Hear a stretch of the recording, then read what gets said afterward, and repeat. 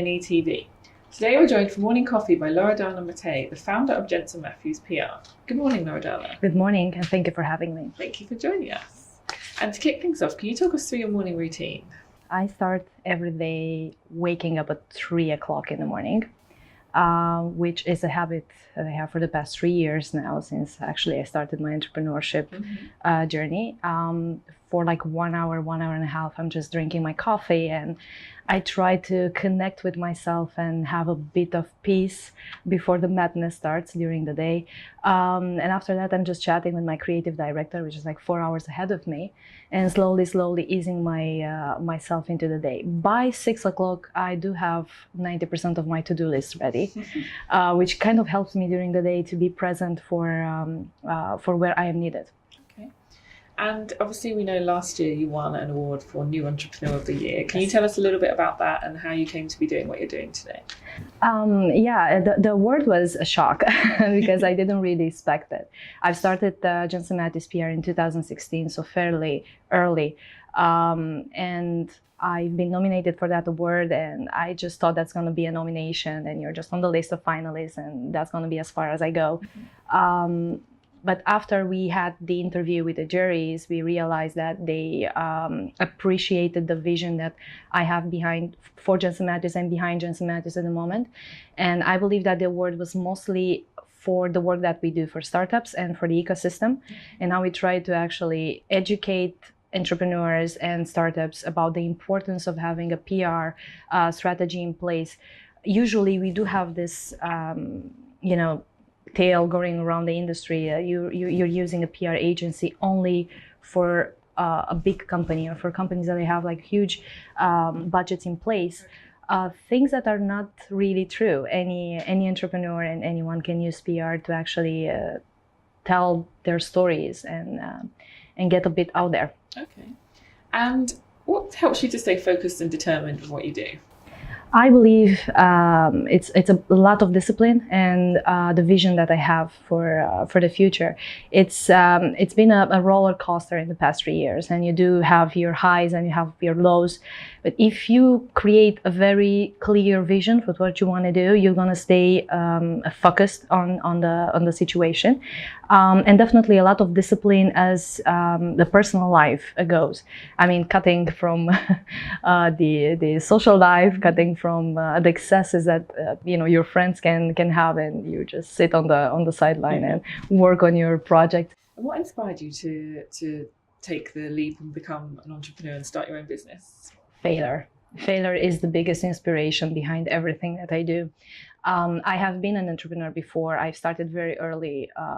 By the time I finished university and I got out of Citibank, I started my first agency, and I had a coffee shop as well back in Romania. And by the time I decided I want to see the world and I want to live in a multinational city, I moved to Dubai, and I've tried to be an employee and I've tried to have jobs. However, I was always fired after 3 months. So I couldn't keep a job for anything in the world. In 2016, I just decided I need to create my own path. When you knock at closed doors, you just take a wall all the time. You take the wall and you build your own door. And I knew that the only way that I can actually create things as I envision them, and the only way that I can work with people that I love and people that that inspires me and make me happy, it's only by having my own way. So I created Jensen Matthews PR as a result of that, and I believe it was the best decision, that I've taken in the past 5 years, and every day it's a new lesson and a new confirmation of the decision that I've taken in August 2016. Okay, and what's the biggest challenge you face? Financial is one of the biggest challenges in the journey of any entrepreneur. Funding, and Jensen Matthews is a fully self-funded agency. We never went out there for investors, which made our mission very, very difficult. 2018 was particularly a very difficult year. However, it's very important to look at these challenges with an innovation eye. I realized that majority of the problems that we face as an industry is because we are quite old school. So right now we are heavily working on going into the next level and actually innovate and find ways of making the PR industry per se an industry that's going to last. I was very concerned 6 months ago after I attended the blockchain conference. I was extremely concerned that in 10 years down the road, I'm not going to have a space to work anymore because the PR industry will most probably disappear. But then I realized that we have so much technology available at our fingertips. So we decided to take the next step and be a bit bold and risky and create new ways of delivering news to the newsroom. Definitely we will have a big announcement coming, I hope, in a couple of weeks. And I'll make sure that you guys are going to be part of that. And who's the person that inspires you the most? Oh, that's such a nice question. Many people inspire me every day. People that I work with inspire me so much. My own mother inspired me so much. She is such a resilient person, but at the same time, she stayed very kind and very true to herself. But out of the immensity of people that I'm surrounded by and I find inspiration in, Ryan, my creative director, is the person that inspires me the most. He is a very creative human being, but in the same time, he is very grounded, and he is teaching me every day how to see the beauty and simplicity in things. And this is very important, I guess. We live in Dubai, and it's such a rush of the biggest, the highest, the glitzy, the glam, and in order to be able to stay true to yourself, you need to find beauty in simplicity. And I guess Ryan has been a great inspiration for me, and he keeps inspiring me every day. Okay, and what's the personal motto that you live by? Oh, be kind. Be kind to people around you. Yeah, respond with kindness and be kind. I mean, we live in such a, aggressive world, and mostly the startup world, the ecosystem is quite competitive. Kindness makes usually the difference. Okay, and what about a professional motto? Don't be a quitter, never give up. Find a way. If it's hard, this means that you're doing something right. If it's not working, find another way of doing it, but don't give up on your dreams. And a second one is always give praise where it's due. Appreciate the people that work with you. I guess that's the most important thing that I would advise anyone around me in the ecosystem. We tend to take people that work with us and for our dreams for granted. And this is something that sometimes makes me really sad when I say it to other people. But I make sure that the people that I work with, I always focus on their strengths, and I always give them, praise where it's due, focusing on their talents. Okay. And if you could give your younger self one piece of advice, what would you say?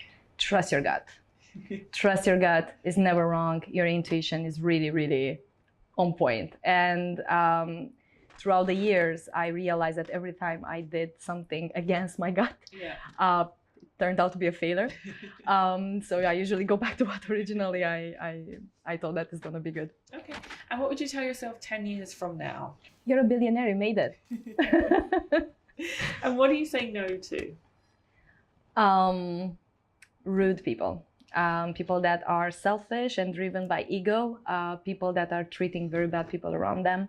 And this goes both personally and professionally. So, for example, if I come across a potential contract with a potential person that is extremely rude, aggressive, egotistic, I say no. Yeah. And are you reading a book at the moment? Yes, The Subtle Art of Not Giving an F. That's my delight right now. A very interesting book, an easy read. Is nothing very philosophical in that, but it's extremely good. I'm gonna finish the book and I'm gonna just give it away to other people. I guess we all need to understand what is important to put our focus on and what should be left aside. Okay. And for our final question, how do you like the world to remember you?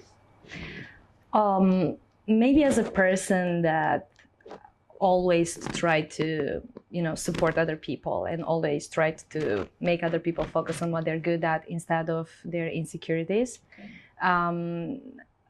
Ryan, my creative director, told me once that I am a very complimenting person in the sense that I make a lot of compliments to other people. And I told him, this might be a bit annoying because it's kind of like in contrast with everything that we see around us, but I always believe that we want to focus on what is good about someone instead of focusing on what is bad about the person. And I really, really try to do that every day. And I hope that that's going to be, you know, if 10 years down the road, someone that once met me is doing much better because I made them feel good about themselves at one point, I am more than happy, and I can consider that my mission was complete. Okay, lovely. All right, thank you, Loredana, for joining us. Thank you very much for having me. And thank you for watching. We'll see you next time.